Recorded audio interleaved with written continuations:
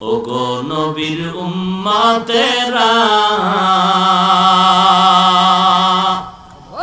হয় আজি দিশাহারা,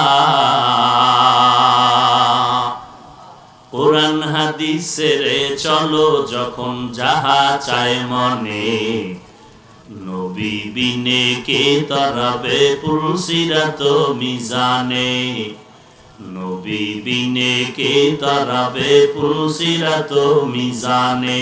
চলো চলো চলো মুমিন চলো নবীর সন্ধানে, নবী বিনে কে তরাবে পুলসিরাত মিজানে, নবী বিনে কে তরাবে পুলসিরাত মিজানে।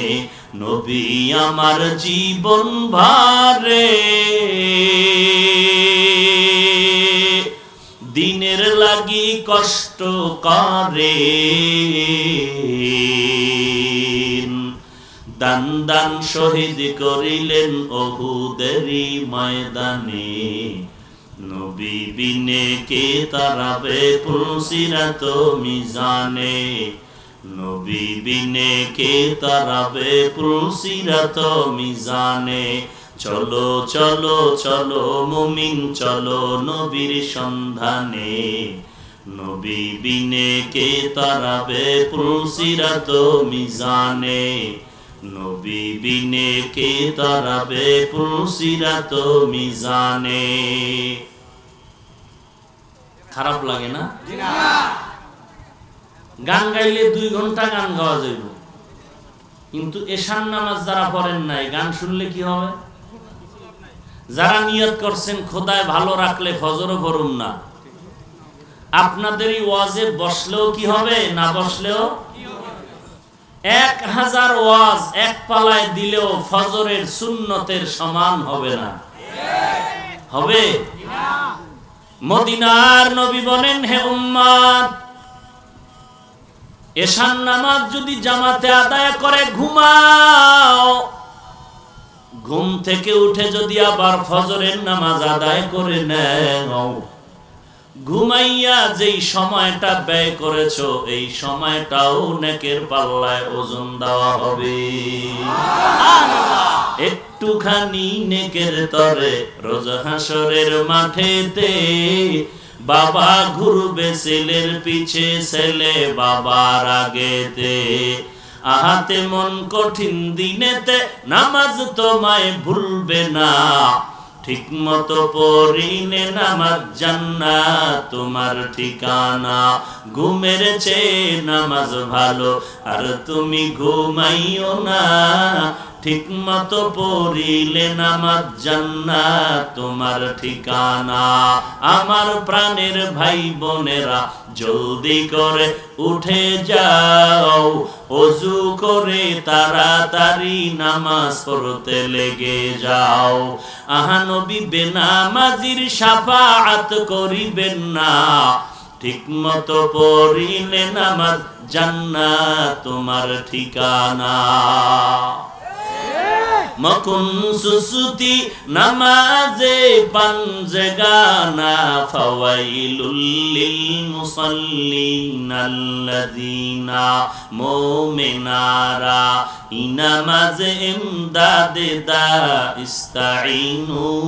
আয়াতে কুরআন বখা আয়াতে কদ আফলাহা রায়া দেখুন, গৌর কুন্দর মানিয়াজ দিল সাদিকুন। কেমন নবী আল্লাহ আমাদের দান করেছেন। এরে তিতাস এলাকার মুসলমান যুবক, বৃদ্ধ বাবাজি, পর্দার আড়ালের মা বোনেরা, কেমন এক নবী পেয়েছো যে নবীজির নাম শোনা পর্যন্ত বিধর্মীরা সম্মান করে, শ্রদ্ধা করে, চুমু খায়। নবীর বিদায়ের 1500 বছর পর নবীকে দেখার ভাগ্য হলো না। শুধু নবীজির আদর্শ দেখে দেখে কত বেঈমান আজ কালেমা পড়ে মুসলমান হলো। কপাল ভরা দুঃখ, মুসলমানের ঘরে জন্ম নেওয়ার পর রাস্তা দিয়া হাঁটার সময় কাকে সালাম দিব, কে হিন্দু কে খ্রিস্টান কে নবীর আশিক, চিনার মতো কোনো পরিচয় নাই। বেঈমান নবীর আদর্শ দেখে কালেমা পড়ে, আর সেই মুসলমান বৃদ্ধাঙ্গুলি দেখাইয়া নবীর সুন্নাত জবাই করে। অথচ নবীর আদর্শ কত পারফেক্ট। বান্দা দুনিয়াতে আসার থেকে মৃত্যু পর্যন্ত এমন কোন পদক্ষেপ আর কাজ নাই যেখানে মদিনার রাসূলের সুন্নাত নাই। আঙ্গুলের নখগুলি তুমি কিভাবে কাটবা, কিভাবে রাখবা, সেখানেও নবীর সুন্নাত। মাথার চুলগুলো তুমি কিভাবে কাটবা, কিভাবে রাখবা, সেখানেও নবীর সুন্নাত। পোশাকটা কিভাবে পরবা, কিভাবে খুলবা, নবীর সুন্নাত। জুতাটা কেমনে পায়ে ঢুকাইবা, কেমনে খুলবা, সেখানেও নবীর সুন্নাত। পানির গ্লাসটা নিয়ে কেমনে পানি পান করবা, সেখানেও নবীর সুন্নাত। খানা খাইতে কেমনে বসবা, সেখানেও নবীর সুন্নাত। খানার লোকমাগুলো কিভাবে দিবা, সেখানেও নবীর সুন্নাত। যারা মানে তারা নবীর আশিক, যারা মানে না তারা আশিক নামের বাটপার।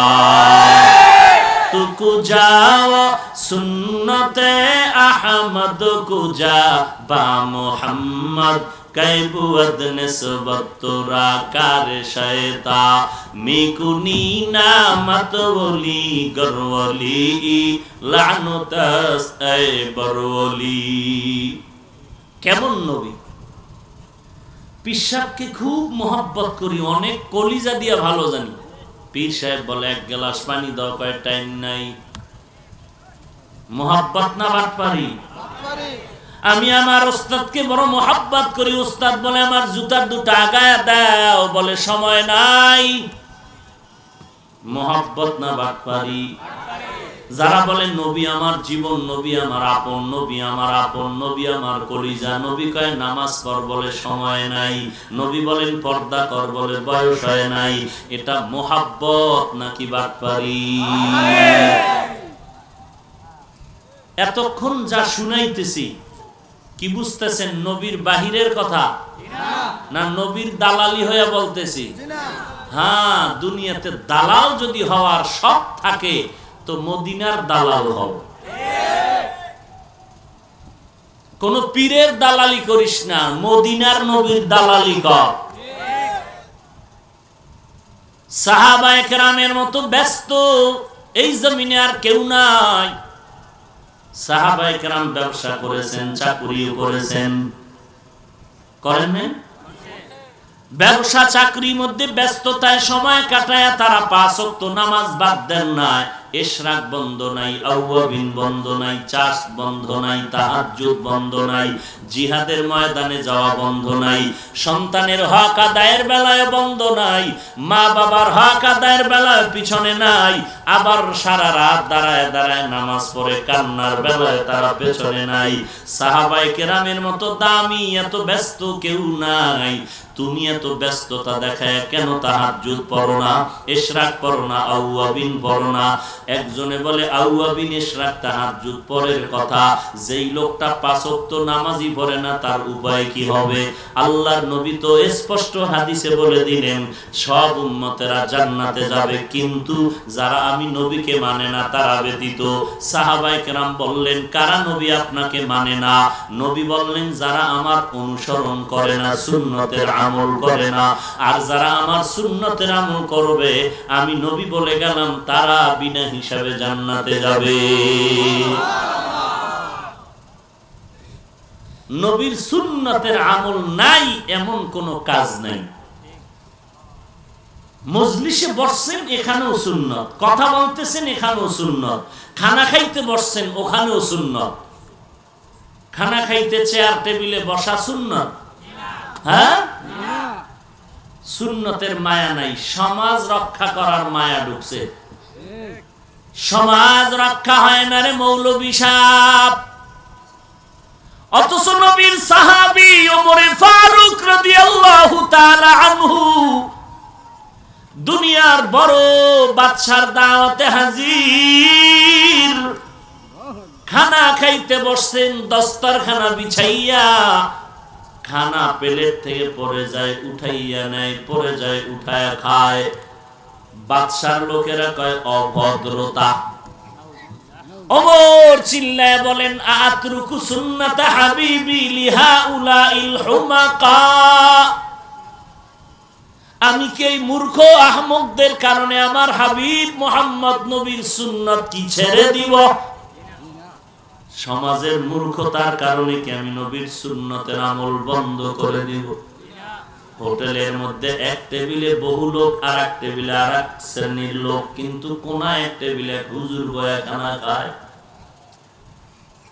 হোটেল ভরা ভদ্র মানুষ, হোটেলের এক চিপা গল্লিতে টেবিল চেয়ারে বসে এক হুজুর খানা খায়। কি করবে? নিচে বসার কোনো কায়দা নাই। সৌদি আরবে এখনো গিয়ে দেখো, প্রত্যেকটা হোটেলের মধ্যে চেয়ার টেবিলের পাশাপাশি নিচে বসারও সিস্টেম রেখেছে, নবীর সুন্নত।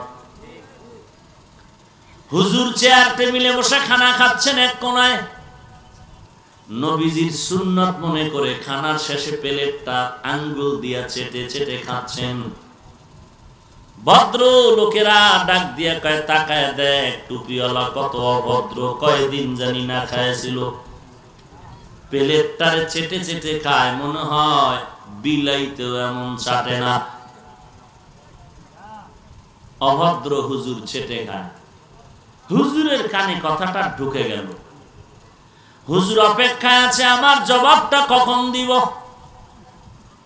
ভদ্র লোকেরা খানা খাইয়া মোটামুটি প্লেটে হাতও লাগায় নাই, পানিও লাগায় নাই, টিস্যু দিয়া হাত মুইসা উঠে যাইতেছে অর্ধেক খানা ফালায়া। হুজুরে ওখান থেকে চিল্লায় কয়, সি সি সি সি সি সি, কেমন অভদ্র, কুত্তায়ও তো এমন খায় না।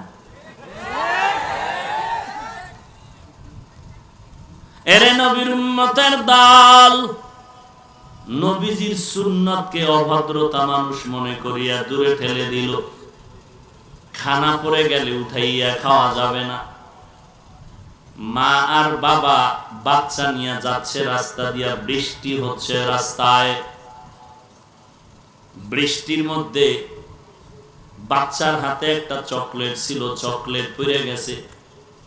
বাচ্চা ওই চকলেটটা উঠাইয়া খাইবে, বাবা কয় সি সি সি সি সি, পড়ে যাওয়া জিনিস উঠানো ভালো না।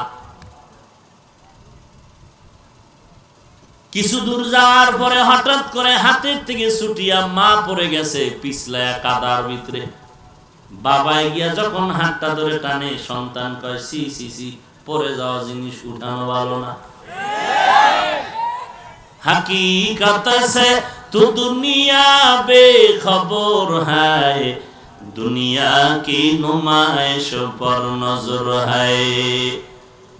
ইমাম গজালি রহমতুল্লাহ আলাই বলেন, প্রত্যেকটা সন্তানের জন্য শিক্ষা প্রতিষ্ঠান প্রাথমিক পিতামাতার কোল।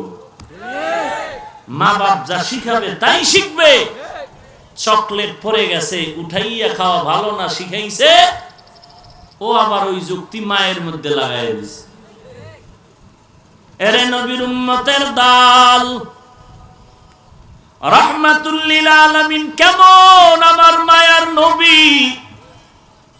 আল্লাহ বলেন, আমার নবীকে আমি রহমত করে পাঠাইলাম।